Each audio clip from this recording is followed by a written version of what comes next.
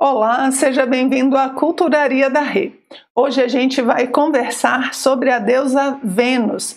Vênus ou Afrodite, deusa do amor, da beleza, uma deusa muito conhecida por todos esses seus atributos, muito pintada, né? Muito representada em todos os tipos de arte. Vamos conhecer um pouquinho mais da história dela hoje. E eu queria começar fazendo um comentário sobre a deusa Vênus, né, essa representação do amor, mas que serve para todos os deuses e toda a mitologia em geral. As pessoas falam assim: Renata, mas esses deuses eles não se decidem. Tem horas que eles são bons, tem horas que eles são maus, tem horas que você não sabe se eles são bons, se eles são maus e tal, e eu fico muito confusa. Bem-vindo ao mundo. O mundo é um lugar meio confuso de fato, né? Às vezes tem umas coisas que a gente acha que é boa, e depois a gente vê que ela era ruim, depois a gente vê que não era tão bom assim. E os deuses também, nas histórias deles, representam essas forças da natureza, a vida, acontecendo em diversas facetas, em diversos níveis, ao ponto de ficar difícil você dizer realmente, né? Se aquilo lá é muito bom, se aquele negócio foi muito ruim, e a gente sempre tem que esperar, né, um desenrolar aí, onde o símbolo passe uma mensagem que a gente consiga absorver. Então não se preocupe se você estiver meio confuso, tenta encontrar qual é o aspecto dentro daquela história que aquele Deus está representando. Por exemplo, a deusa Vênus tem várias histórias. Inclusive é muito difícil a gente escolher qual história a gente vai colocar aqui, né? Mas ela tem várias histórias, e às vezes ela parece um amor muito elevado, às vezes ela parece um amor mais sensual, mais egoísta, ciumento, e você vai ver que a maioria dos deuses é assim. Por quê? Porque eles estão representando a interação da vida em dimensões diferentes. Então a gente tem que descobrir qual é a dimensão, né, que está sendo representada ali. No caso do amor, os gregos tinham inclusive 3 tipos de amor, né? 3 palavras para diferenciar os tipos de amor. E a gente vê na mitologia a deusa Vênus também representando diversos tipos de amor. Então eles diziam que quando você ama, e aí tem que saber um pouquinho, falar rapidinho a divisão, né, do homem que o grego fazia. Os gregos dividiam o homem em nous, psique e soma. Então a parte mais elevada, né, uma parte espiritual, a psique, que é a parte mais emocional, de onde vem psicologia, e o soma, de onde vem somatização, que é a parte física e as energias ali do físico. Então quando a gente tem Vênus, né, em nous, você tem o amor ágape, né, que é um amor divino, que é um amor puro. Quando você tem ela representando ali a psique, você já tem o amor philos, que é de onde vem filosofia, é o amor de amigos, de onde vem filantropia, por exemplo, né, que é o amor ao homem.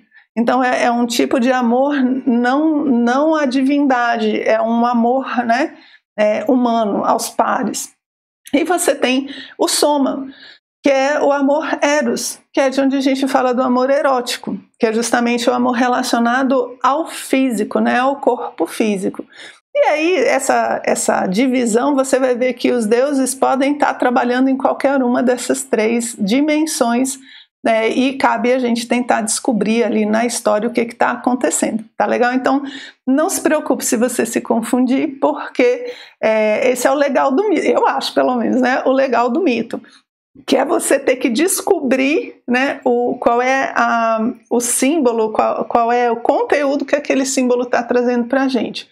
Porque se for muito óbvio, gente, aí vira mais uma coisa mais de um conto de fada, um folclore, uma coisa assim. O mito realmente vai exigir da gente, tá bom? Dada essa introdução, então, escolhi algumas histórias aqui de Vênus, algumas considerações, e é muito difícil porque é bastante coisa, fiz um esforço danado, espero que vocês gostem. Então, falando do nascimento de Vênus, né, e aí a gente está falando de Vênus primordial, que a gente chama de Vênus urânia. Quem estuda Plotino aí, né, tem Vênus Uranus, Vênus Pandemos, que é o amor celeste, o amor terrestre. O que é essa primeira deusa Vênus? É a filha de Uranus, né? Conta a história que o filho de Uranus, Cronos, castrou o próprio pai a pedido da mãe. Falei que mito é um negócio complexo. Ai, meu Deus do céu. Mas vai lá no primeiro vídeo, né, que fala das dinastias divinas para a gente entender um pouquinho. Aí o que ele faz? Ele joga o órgão sexual de Uranus no mar. E a gente já sabe que o mar representa a matéria, né? As águas paradas, horizontais, normalmente são símbolos de uma matéria que recebe as coisas e reproduz. E nesse caso o mar recebe o sêmen da divindade. Ele recebe o sêmen de Uranus. E esse sêmen na água dá origem à deusa Vênus, a deusa do amor, né? Desse amor mais divino. Por quê? Porque ela não nasce do amor eros, né? Desse amor erótico. Ela nasce de uma semente divina, né? E quando a gente fala da castração de Urano, gente, é porque é como se fosse assim, Vênus, o amor, é a última criação que ele vai fazer. Porque depois disso, o que o símbolo traz? Ele não precisa mais reproduzir na matéria. As formas necessárias para a manifestação já terminaram, já estão, né, fechadas. E essa última criação, então, é o amor que vai trazer toda essa vitalidade, essa possibilidade de existência. Né? Então, essa a gente chama de Vênus primordial. E por que eu estou fazendo essa distinção? Porque você vai encontrar outras histórias do nascimento de Vênus, como, por exemplo, ser filha de Zeus com Dione. Nesse caso, ela já não representa esse início. Ela representa a coisa mais cotidiana ali, relacionada à existência humana e não ao amor que sustenta o cosmos. Ai, gente, essas coisas são muito legais. Então, essa é a primeira história, né, do nascimento de Vênus. Depois disso, tem uma hora do mito que eu acho bem interessante, que Zeus vai escolher o esposo de Vênus. Ele vai casar Vênus, a deusa do amor e da beleza. E com quem que ele casa ela, gente? Ele casa ela com Hefestos. Hefestos é o único deus que não representa essas perfeições. Eu já vou fazer o vídeo dele, mas aqui o que eu queria destacar? Que Hefestos, ele é um deus coxo, ele é considerado feio, e é interessante Zeus ter casado os dois. Por quê? Porque o amor, ele não olha essas coisas, né? O amor tem que ser espalhado, ele tem que ser doado para todas as pessoas, independente das aparências. Isso é muito bacana, dele montar esse casal. Então a deusa Bela, que é a deusa do amor, ela casa com Hefestos, que é um deus duro, né? Porque ele trabalha com as forças telúricas ali da natureza, né? Dentro dos vulcões. Ele é coxo, né? Ele é um deus assim, meio não exatamente o marido que você imaginaria para a deusa do amor.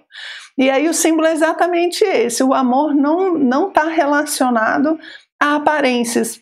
O amor, ele é capaz de ser distribuído para todos os seres. E eu acho essa mensagem muito bacana, né? Da gente não se deixar levar pelas aparências e saber distribuir isso do amor que a gente tem de mais puro dentro da gente.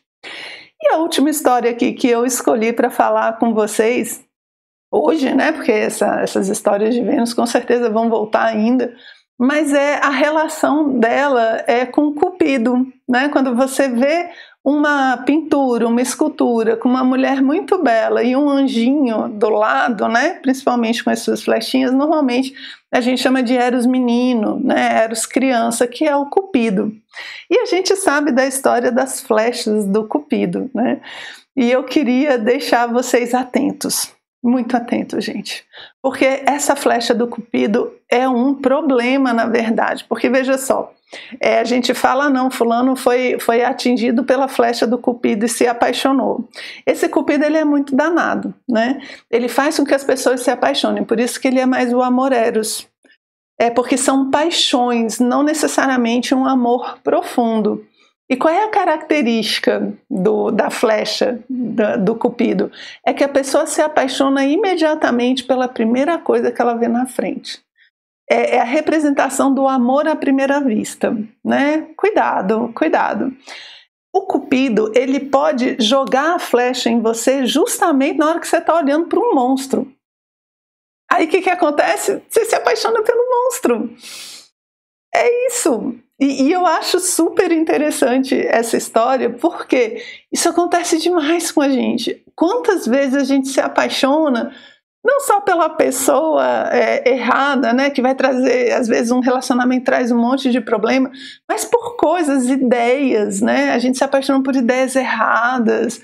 Por quê? Porque é como se a gente fosse flechado mesmo, a gente fica cego para as coisas, só vê aquilo, né? Perde o discernimento e não consegue sair disso, a não ser com muito sofrimento, com muito custo.